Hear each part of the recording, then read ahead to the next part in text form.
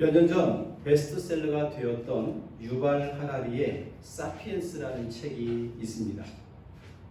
진화론적인 그의 전체적인 의견을 우리가 전적으로 수용하는 것은 어렵지만 일부 그의 주장은 매우 설득력이 있습니다. 그는 동물의 신체적 능력과 비교할 때 도무지 살아남을 수 없는 연약한 인간이 자연계를 군림하고 지배할 수 있는 이유를 이렇게 주장합니다.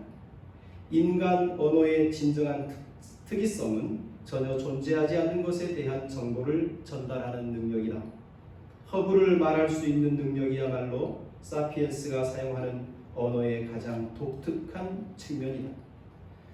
바로 그렇습니다. 이 존재하지 않는 것을 전달하는 능력, 이것을 한마디로 말하면 상상력이다라고 할 수 있습니다. 유발 하라리는 바로 이 상상력이야말로 인류의 위기를 극복하고 새로운 시대를 만들어갈 수 있는 힘이라고 주장하고 있습니다. 과거로부터 현재까지 인류 역사는 상상을 현실로 재현하는 일을 계속해오고 있습니다. 꿈나라에서만 갈 수 있었던 달을 사람들이 오가고 있는 세상이 되었습니다. 새처럼 하늘을 높이 날고 싶었던 레오나르도 다빈치의 상상은 비행기로 현실이 되었습니다. 자동차 운전대를 만지지 않고 쉽게 집으로 가는 이 자율주행 자동차도 만들어지고 있습니다.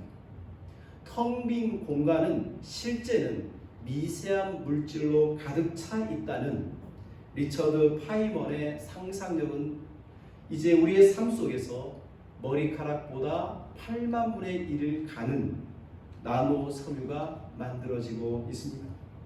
이처럼 인류의 상상은 꿈이나 또 이렇게 꿈에서나 꿀 수 있는 그런 일들을 현실로 만들어내는 행복한 일, 기분 좋은 일도 있지만 상상으로만 했던 끔찍한 일들도 우리의 삶의 현실에 일어나기도 합니다.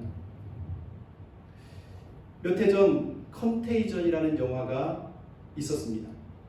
박쥐의 배설물에 묻어있던 살인적인 바이러스가 중국의 한 요리사의 손에 의해 중국 출장 갔던 미국인의 음식에 감염이 됩니다. 그리고 그 음식을 먹은 미국인은 집으로 돌아와 얼마 지나지 않아 죽게 되죠. 그리고 그 사이에 그와 접촉했던 많은 사람들이 동일한 증상으로 목숨을 잃습니다.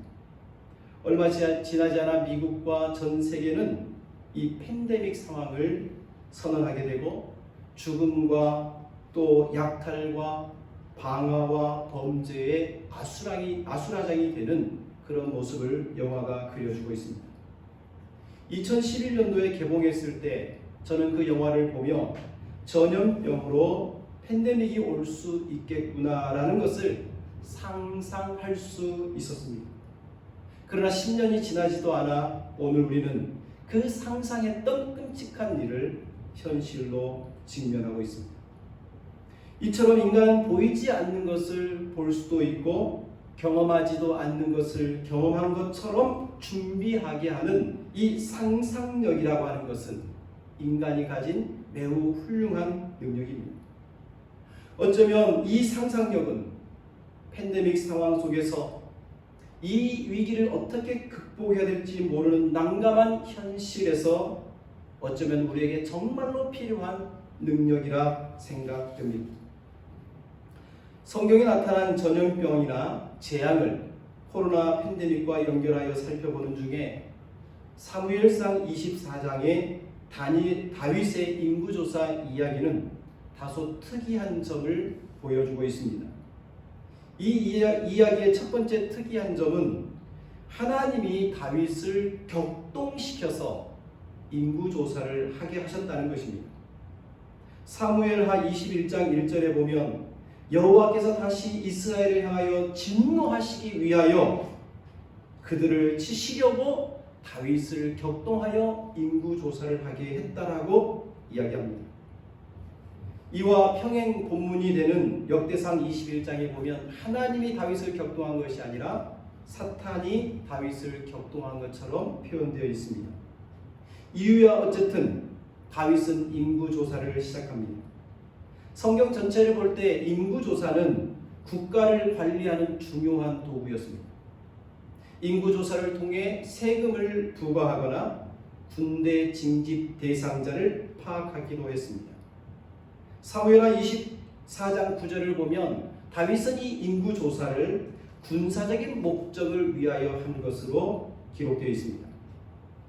또 하나 이 본문의 특이한 점은 인구조사를 마친 다윗이 곧바로 자신이 어리석은 행위를 했다라고 깨닫고 후회한다는 점입니다. 다윗은 이 백성들을 조사한 이후에 그 백성의 수가 80만 명이라고 하는, 그리고 유다의 사람이 이스라엘이 80만 명이고 유다가 50만 명, 그러니까 120만 명가량 되는 이 엄청난 사람들이 자신의 힘이요 능력이라는 것을 깨달았지만 동시에 그 순간 내가 하나님을 전적으로 의지하지 않고 사람의 힘을 의지하려 했구나라고 하는 그 믿음의 측면에서 하나님께 범죄했다는 사실을 깨달은 겁니다. 다윗은 이 백성의 수를 조사한 행위가 곧바로 하나님에 대한 믿음의 불신으로 이어지고 있다는 사실을 깨닫고 자신의 어리석음을 하나님 앞에 자백하게 됩니다. 인간의 행위는 어떤 식으로든지 책임을 지게 마련입니다. 오늘 본문의 다윗은 누군가의 부추김으로 인구조사를 했지만 이후에 어쨌든 다윗은 자신의 어리석인 행위에 책임을 져야 한다는 사실을 깨달았습니다. 지난주에 우리가 살펴본 대로 레위기 26장과 신명기 28장을 보면 언약 백성이 하나님의 뜻에 어긋난 삶을 살게 될 때 칼과 전염병과 기근이라는 삼중 저주를 받게 됩니다. 이러한 삼중 저주는 추상적인 것이 아니라 실제로 매우 힘들고 수치스럽고 죽을 만큼 고통스러운 실제적인 삶이었습니다.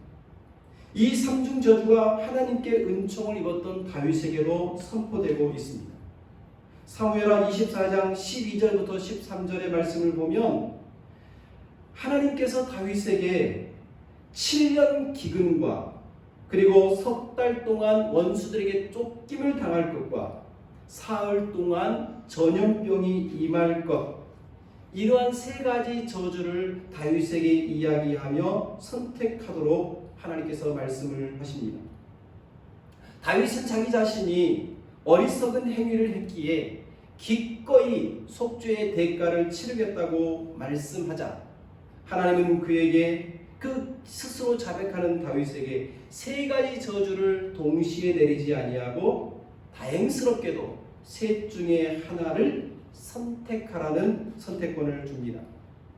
여러분, 셋 중에 하나라고 하는 것은 3분의 1밖에 되지 않으니까 어쩌면 다행이지만 그 셋 중에 무엇 하나도 결과는 끔찍스러운 것이었습니다. 이제 다윗은 삼중 저주 중에 하나를 선택해야 했습니다. 첫째는 7년간의 기근, 둘째는 3개월의 전쟁, 셋째는 3일간의 전염병이었습니다. 우리말 성경에는 7년 기근으로 표현되어 있지만 미국 교회 협의회에서 공식으로 사용하고 있는 NRSV라고 하는 성경에는 3년 기근이라고도 표현되어 있습니다. 그러기에 3년 또는 7년 또는 3년 기근, 3달간의 전쟁, 3일간의 전염병, 세 가지 시간 단위의 세 가지 저주 중에서 다윗은 죄를 사함받기 위해 사흘 동안의 전염병을 선택합니다. 우리는 여기서 한 가지 질문을 던질 수 있습니다. 그렇다면 왜 다윗이 여러 저주 중에 3일간의 전염병을 선택한 것일까요? 그것은 다른 저주에 비해 고통의 시간이 짧기 때문이다라고도 생각할 수 있지만 다윗은 자신의 사무엘하 24장 14절에 자신이 이 3일의 전염병을 선택한 이유를 이렇게 설명하고 있습니다. 청하건대 여호와께서는 긍휼이 크시니 우리가 여호와의 손에 빠지고 내가 사람의 손에 빠지지 아니하기를 원하노라 라고 말합니다. 기근은 사람에 의한 것은 아니지만 기근 중에 다수의 사람은 희생한 것만큼 그에 반비례해서 소수의 이익 집단이 발생하기 마련입니다. 출애굽기에 보면 요셉이라고 하는 사람이 국무총리가 되었을 때 7년 동안 기근이 일어나죠. 그 7년 기근 중에 애굽의 왕권은 강화되었고 백성들은 피폐하여 재산을 빼앗기고 토지를 빼앗기고 노예로 전락하는 일들이 있었던 것처럼 7년간의 기근은 인간들을 완전히 계급화시킬 수 있는 어쩌면 너무나도 심각한 고통이 7년 이후에도 계속될 수 있는 일이기에 다윗은 이것을 선택하지 않습니다. 전쟁은 언제나 참혹한 것입니다. 군인들의 칼은 자비가 없습니다. 전장터에서의 칼날은 패자와 승자만 있을 뿐 어떤 결과도 만들어내지 않습니다. 반면에 여호와께서 보내신 전염병은 누구에게나 공평합니다. 그러나 다윗은 이 여호와께서 내려주시는 전염병을 택하면서 이렇게 고백합니다. 여호와의 손에 빠지고 사람의 손에 빠지지 아니하기를 원합니다. 이것은 자신의 운명을 여호와의 손에 맡긴 것입니다. 언약을 위반했기에 동등 보응을 받아야 하는 것이 엄연한 현실이지만 다윗은 자신의 생명과 지위와 권세가 자신의 모든 것이 여호와의 손에 달려 있음을 알고 하나님께 자신의 운명을 맡긴 겁니다. 그러나 여기서 다윗에게 우리가 배워야 할 점이 있습니다. 그것은 자신의 운명을 하나님께 맡겼을 때 다윗은 그 하나님을 어떻게 믿고 이해하고 있기에 그런 선택을 하는 것인가 라고 하는 점입니다. 다윗은 하나님이야말로 정의와 공의를 집행하는 분으로 알았습니다. 그래서 그는 자신의 잘못한 모습을 낱낱이 고백했을 뿐만 아니라 그 죄악에 대한 협상과 재앙을 회피하고자 하지도 않습니다. 대신에 여호와는 긍휼이 크신 분임을 호소합니다. 오래전에 여호와께서는 다윗에게 이렇게 약속하셨습니다. 사무엘하 7장 그리고 사무엘하 22장에 보면 하나님께서는 은총을 빼앗지 않겠다라고 말씀하십니다. 뿐만 아니라 인자함을 영원토록 베풀어 주겠다고 약속했습니다. 다윗은 이 하나님의 약속을 굳게 의지했습니다.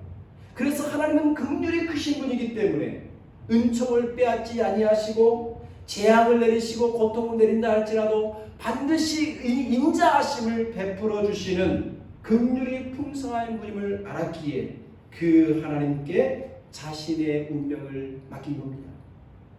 하나님의 공의대로 3일 동안 전염병이 계속될 수 있겠지만 어쩌면 긍휼이 풍성하신 하나님께서 중간에라도 전염병을 멈추게 해주실 수 있을 거라고 하는 믿음의 기대, 일종의 믿음의 상상력을 핀 것입니다. 다윗은 이것이 자신이 바랄 수 있는 최선임을 깨달았습니다. 이제 여호와의 징계는 선택되었고 이제 그 징계가 실행되었습니다. 사무엘하 24장 15절 이하에 보면 여호와께서 아침부터 저녁까지 3일 중에 첫째 날 그리고 단에서부터 부엘세바 이스라엘 전역에 걸쳐서 하루에 죽은 자의 숫자가 7만 명이었다고 말합니다. 하나님의 징계는 실로 엄청난 것이었습니다. 이 엄청난 징계가 이제 곧 예루살렘을 향하여 달려오기 시작했습니다. 그 순간 하나님께서는 재앙을 내리신 것을 후회하시고 백성을 죽이는 천사에게 사무엘하 24장 16절에 그만하면 됐다. 이제 그만하면 됐다. 이제 손을 거두라고 자신이 이스라엘을 향하여 재앙을 내리신 것을 뉘우쳤다라고 성경은 말하고 있습니다. 이때 다윗은 아라우나의 타작마당으로 나아가서 사무엘하 24장 17절의 말씀처럼 하나님, 제가 범죄했습니다. 제가 악을 행했습니다. 이제 그러하오니 백성들에게 재앙을 내리실 것이 아니라 이제 내 아버지와 나의 집을 지소서라며 진정 어린 회개를 하나님께 드립니다. 그리고 이 백성들의 진노를 거둬달라고 용서를 간청합니다.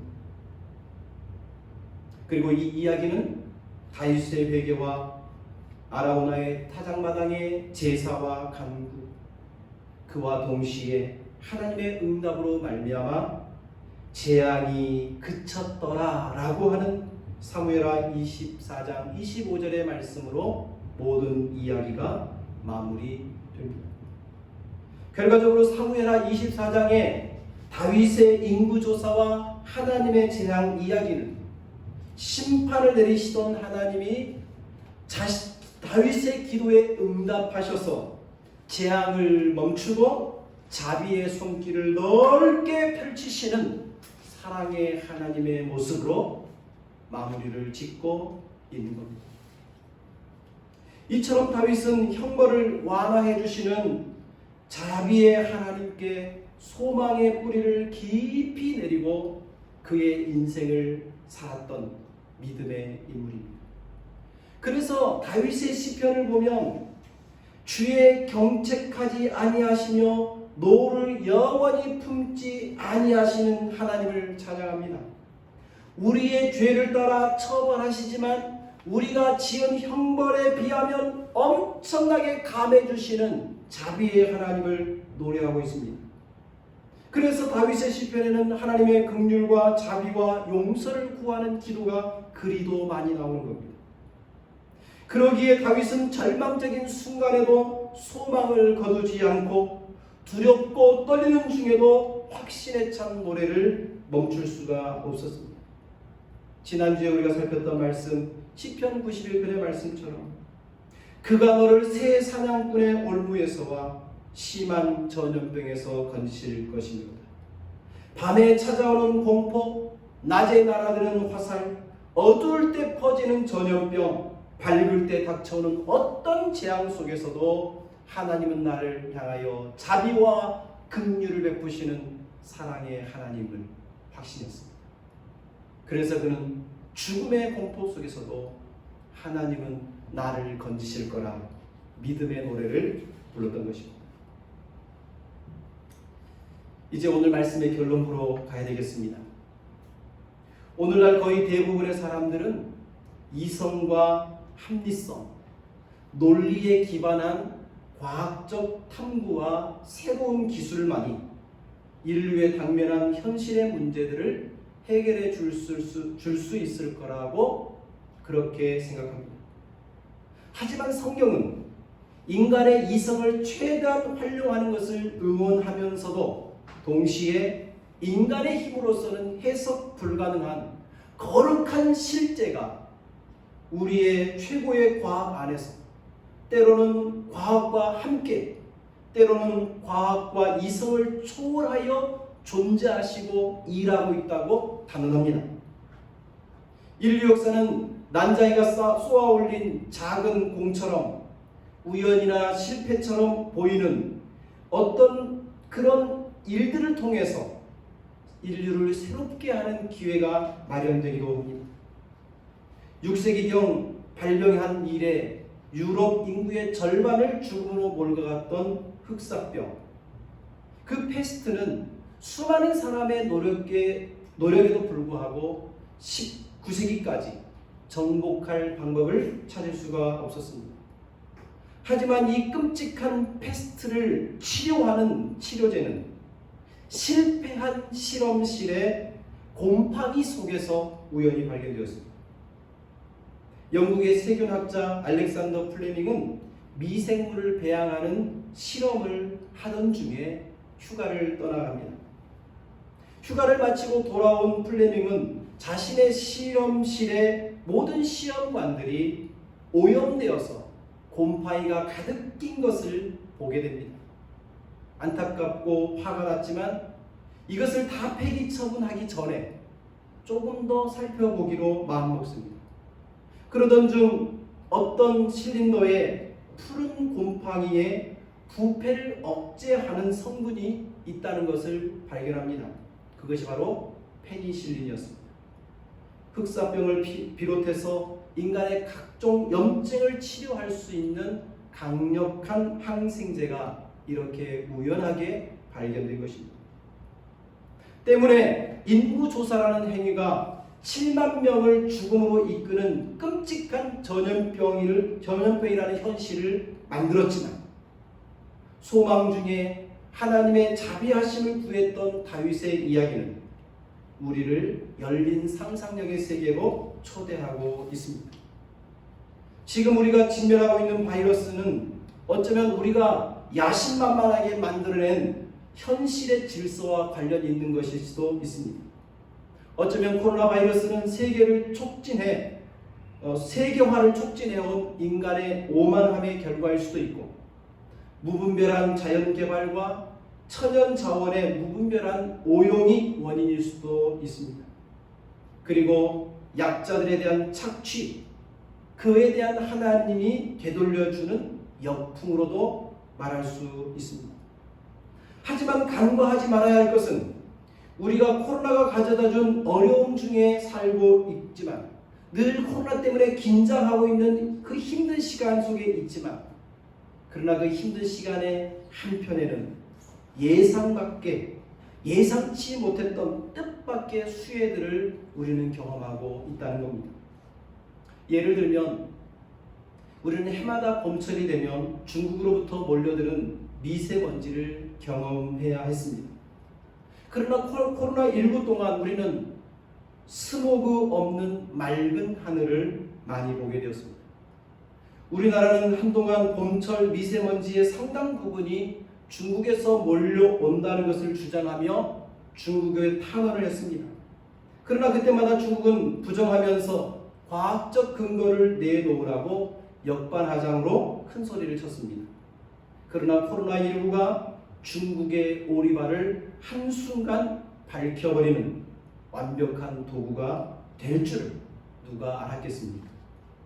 뿐만 아니라 늘 나라에서 규정한 세금과 보험료를 묵묵히 내왔던 우리 소시민들은 국가로부터 뜻하지 않게 100만 원에 달하는 돈을 받기도 하고 예전에 은행에서 대출받기가 그렇게 어려웠던 서민들도 2%가 채 되지 않는 저렴한 이자로 대출을 받을 수 있는 우연한 기회도 얻었습니다. 그리고 시계바늘처럼 분주하게 살았던 우리의 일상이 멈춰지면서 창조의 세계의 속도를 맞추고 창조의 세계와 보조를 맞춰 살아가는 것이 진정한 삶의 의미를 만들어낼 수 있음을 깨닫게 되었습니다. 그리고 가족이나 이웃이나 그리고 우리가 함께 누리는 일상의 소소한 일들이 얼마나 소중한 것인지도 깨닫게 해 주었습니다. 바이러스 때문에 세계 곳곳에서 사람들이 집 밖으로 외출을 못하게 되자 야생 동물들이 도심 공원에 느긋하게 일광욕을 즐기는 모습도 볼 수 있었습니다. 이것은 바이러스를 통해 이 세상은 인간만의 것이 아니라 수많은 생명체들이 함께 공존하고 있는 것임을 우리로 하여금 깊이 깨닫게 해 주었습니다.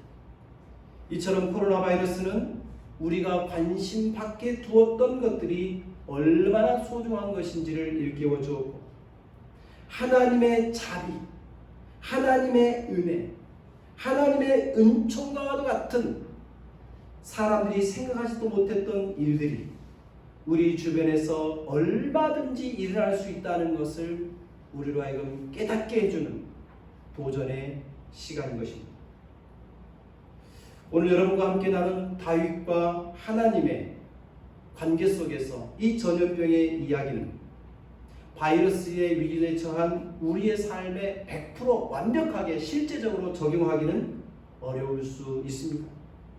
그러나 그 현실의 위기 속에 하나님의 자비하심을 바라보며 믿음의 상상력을 펴서 하나님의 은총을 사모했던 다윗의 모습을 우리가 보며 우리도 다윗 같은 믿음의 상상력을 발휘하여 하나님 앞에 나아가야 한다는 사실을 우리에게 깨닫게 해주고 있습니다.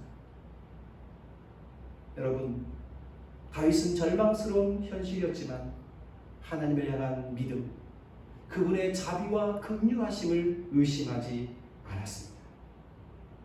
지금 우리에게 정말로 필요한 것은 코로나의 현실만 보고 두려워하거나 투덜대거나 불평, 불만거리를 찾아내는 것이 아니라 절망의 현실 속에서도 하나님의 자비와 손길을 상상하며 믿음의 기도를 멈추지 않았다. 그리고 하나님이 주신 은혜와 은총을 이미 받은 것처럼 감사하며 찬양했던 다윗처럼, 그리고 그 하나님을 향하여 언제나 기뻐하며 감사하며 소망 가운데 춤췄던 다윗처럼 우리도 하나님 베푸실 은혜를 바라보며 믿음의 노래를 배우고 한 스텝 한 스텝 소망의 춤을 배우기를 연습하는 우리가 되어야 할 것입니다. 사랑하는 성도 여러분, 성경에 보면 하박국이라는 인물이 있습니다. 하박국은 사망을 바라볼 때 내 주변에 남은 게 아무것도 없음을 고통스럽게 여겼습니다. 심지어 하나님도 내 곁에 없다라고 느껴졌습니다. 그러나 하나님께서 하박국에게 의인은 믿음으로 말미암아 살아야 한다라고 하는 메시지를 들을 때 하박국은 믿음을 회복합니다. 그래서 하나님 아버지, 내게 포도나무의 열매가 없고 감람나무의 열매가 없고 외양간의 송아지와 내가 누리고 즐길 만한 모든 것이 없다 할지라도 나는 여호와 때문에 기뻐하고 찬양할 것이라고 고백하게 되었습니다. 오늘 이 하박국의 믿음이, 그리고 다윗의 믿음이 여러분의 마음 가운데 심겨지기를 축복합니다. 그 믿음에 의지하여 하나님의 자비하심 가운데 상상의 날개를 피며 오늘 하루도 그리고 이번 한 주간도 살아가시는 우리 믿음의 성도 되시기를 축복합니다. 기도하겠습니다. 살아계신 하나님 아버지, 우리의 현실에는 하나님은 보이지 않고 보이지 않는 코로나 바이러스만 존재하는 것 같아 때로는 두렵고 때로는 원망스럽고 불평, 불만, 투덜투덜할 만한 것이 넘쳐나는 세상입니다. 이 문제를 해결하기 위해서는 과학과 인간의 이성만이, 그리고 신기술만이 모든 것을 해결할 수 있다고 생각하고 있지만, 그러나 우리가 사는 삶 속에서는 인간의 이성을 넘어선, 인간의 이성으로는 해석 불가능한 실제로 존재하시는 하나님이 계심을 믿습니다. 다윗은 그 하나님을 향하여 자비를 베푸시고 긍휼을 베푸시고 진노하시지만 그 진노를 축소시켜 줄 수 있는 분이라고 믿고 하나님께 자신의 삶을 의탁합니다. 하나님 아버지, 이 코로나에 누구도 해결책을 아직 찾지 못한 이 어두운 현실, 그러나 이 현실 속에서도 하나님은 존재하신 분임을 믿고 하나님께 도움을 구합니다. 우리 사랑하는 모든 믿음의 성도들이 믿음의 기도를 멈추지 아니하고 하나님의 자비와 긍휼이 곧 우리에게 임할 것을 바라보며 소망 가운데 기뻐하며 살아가는 용기를 허락하여 주옵소서. 오늘 하나님 아버지, 우리 사랑하는 기쁨의 가족 한 사람 한 사람, 한 가정 한 가정, 그들의 삶의 터전 어느 곳에 있든지 하나님의 자비와 긍휼과 보호하심의 날개로 함께하여 주옵소서.